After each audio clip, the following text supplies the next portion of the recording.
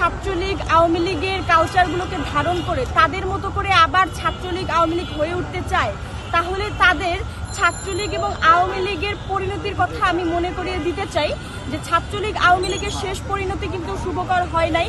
তারা কিন্তু বাংলাদেশের মানুষের কাছে গ্রহণযোগ্যতা পায় নাই, বরং বাংলাদেশের মানুষজন সমূলে স্বপ্রণোদিত হয়ে রাস্তায় নেমে এসে কিন্তু জুলাইয়ে তাদেরকে দেশ ছাড়া করেছে, দেশ ত্যাগ করেছে। তাদের নেত্রী কিন্তু পালিয়ে যেতে বাধ্য হয়েছে। তো সেই জায়গা থেকে যদি ইতিহাস থেকে শিক্ষা না নিয়ে তারা যদি একটা সুষ্ঠু ধারার রাজনীতি চর্চা করতে না পারে, তাহলে আমি বলবো আপনারা রাজনীতি করা বন্ধ করে দেন। কারণ মানুষের জান নিয়ে যেই রাজনীতি হয়, মানুষের জীবনের যেখানে যেই রাজনীতির মূল্য থাকে না, সেই রাজনীতির কোনো বাংলাদেশের দরকার নেই। আপনারা রাজনীতি করা বন্ধ করে দেন।